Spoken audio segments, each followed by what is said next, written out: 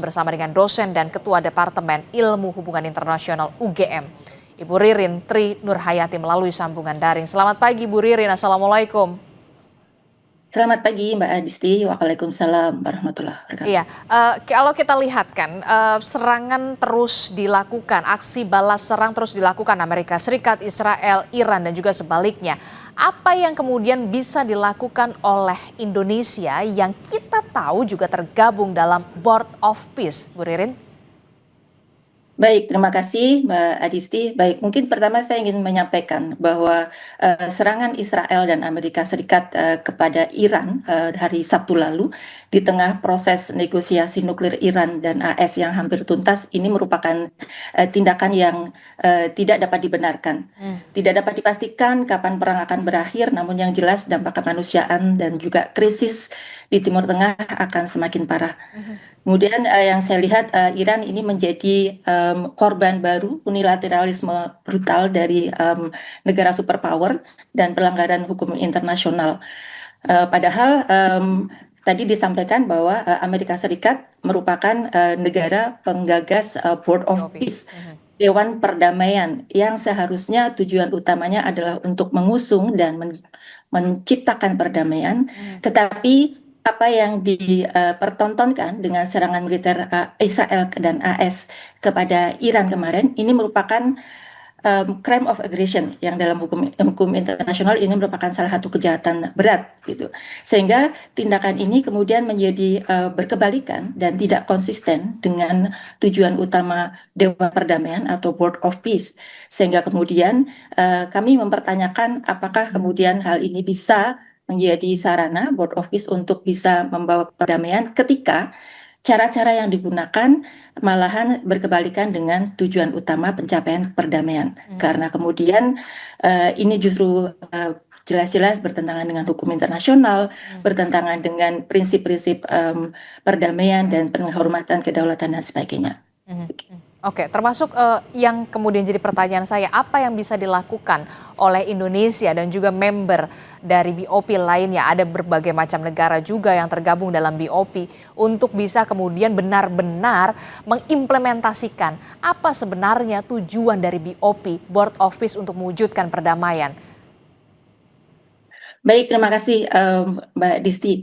Tadi mungkin saya ingin mengulang yang disampaikan oleh Kementerian Luar Negeri ya, bahwa Indonesia menggunakan narasi menyesalkan gagalnya perundingan AS dan Iran yang telah berdampak pada eskalasi di kawasan Timur Tengah.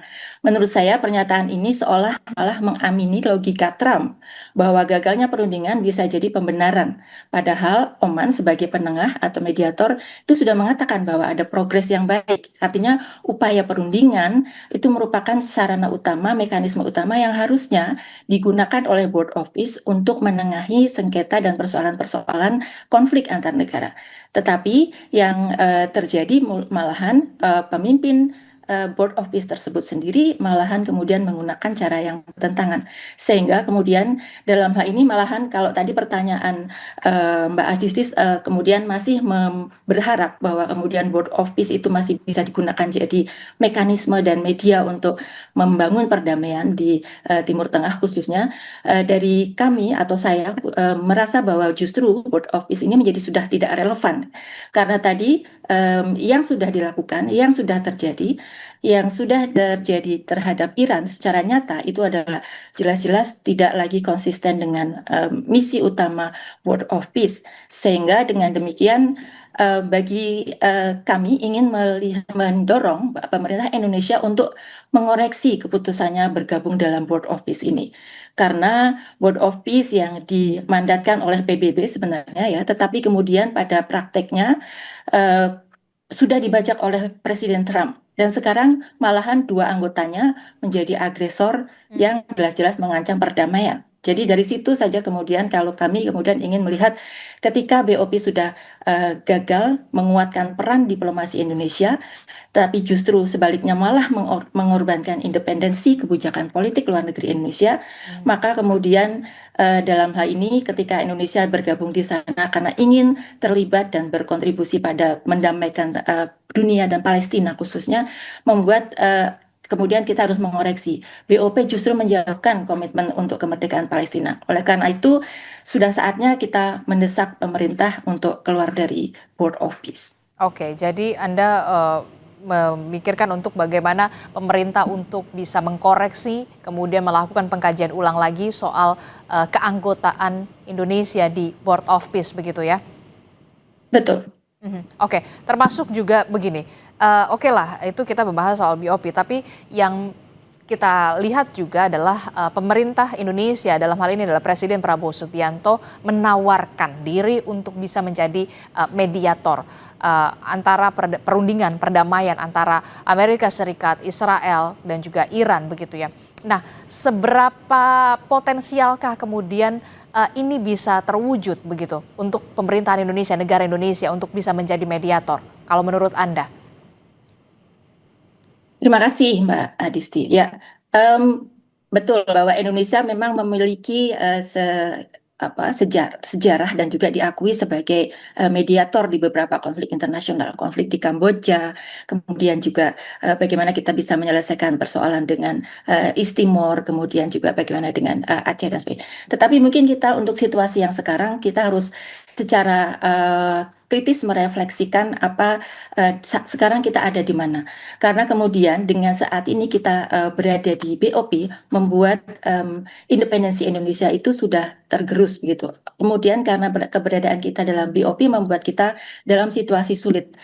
Alih-alih kita konsisten dengan semangat kita untuk perdamaian, kemudian menghormati hukum internasional dan sebagainya, kemudian sebagai pihak yang netral, kalau kemudian ingin menjadi mediator harusnya kita bisa menjadi pihak yang netral dan dapat diterima oleh kedua belah pihak. Namun sekarang situasinya, apakah kemudian Amerika Serikat sebagai superpower yang saat ini sedang menginginkan untuk mengganti rezim di Iran dan kemudian ingin mengukuhkan dominasinya di Timur Tengah, apakah kemudian mau mendengarkan inisiatif dari Indonesia yang dalam hal ini kita masih harus akui bahwa Indonesia posisinya adalah middle power. Kemudian kemarin inisiasi yang sudah dilakukan oleh Oman, negara yang dengan kita bisa melihat Oman bisa diterima oleh kedua pihak. Tapi kemudian kenyataannya justru yang terjadi Amerika Serikat mengambil sikap tersendiri, meninggalkan perundingan tersebut, malahan mengambil sikap yang sama sekali di luar dugaan dengan menyerang Iran begitu. Jadi poin tersebut yang perlu dipertimbangkan kembali oleh pemerintah untuk melihat realistiskah tawaran kita dan seberapa resources yang kita miliki. Terima kasih.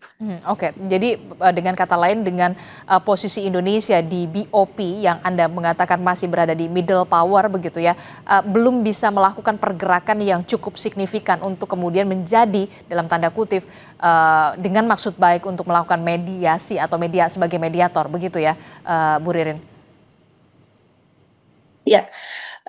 Kalau saya bisa tambahkan bahwa kemungkinan yang justru kita ingin melihat bahwa ada opsi karena kemudian saya cukup mengkritik BOP ini ya dari sisi kelembagaan ada banyak catatan itu tidak hanya sudah ada banyak peneliti dan juga scholars yang mengkritisi keberadaan BOP dari struktur kelembagaannya yang sangat tersentralisir kepada Trump, legitimasinya yang sangat rendah, kemudian juga bagaimana dia telah meminggirkan peran PBB sebagai organisasi multilateral existing yang memiliki legitimasi cukup tinggi. Nah, menurut saya kenapa kemudian dengan adanya BOP ini justru malahan meminggirkan organisasi yang ada, meskipun memang kita menyadari ada kesulitan di sana, ada kelambatan kalau kita mengandalkan Dewan Keamanan, tetapi mungkin ada satu opsi yang bisa dicoba dan ini pernah berhasil di tahun 50-an ya, yaitu dengan mengusung Uniting for Peace yang merupakan inisiasi yang digolkan atau dibawa dan diproses mekanismenya melalui Majelis Umum PBB. Hal ini dilakukan tahun 50 ketika Semenanjung Korea, konflik Semenanjung Korea, saat itu Dewan Keamanan PBB deadlock, tidak bisa mengambil keputusan, akhirnya kemudian lewat Majelis Umum dan kemudian berhasil disepakati untuk karena tidak ada veto di Majelis Umum, kemudian berhasil mendapatkan dukungan mayoritas dan kemudian mengirimkan pasukan perdamaian ke Semenanjung Korea. Mungkin itu bisa menjadi opsi alternatif alih-alih kemudian kita tetap bertahan di Board of Peace yang dalam hal ini cukup problematik. Oke, berarti tetap di bawah naungan PBB ya yang kemudian bisa kita lakukan Indonesia dengan posisi Indonesia yang Anda sebutkan di middle power walaupun masih ada di BOP di Board of Peace ya yang bisa dilakukan oleh Baik. Indonesia. Ya. Oke, kalau kita lihat kan semalam juga ini cukup menarik juga ada pertemuan antara Presiden Prabowo Subianto dan juga beberapa mantan presiden begitu ya, ada Pak SBY, kemudian ada Wapres juga, ada Pak Yusuf Kalla, ada Pak Budiono, ada Pak Jokowi juga, bahkan ada pimpinan partai politik. Apakah ini juga bisa dikatakan seorang presiden meminta masukan dan juga pertimbangan soal kondisi geopolitik kita geopolitik dunia yang kemudian dihadapkan pada situasi semacam ini?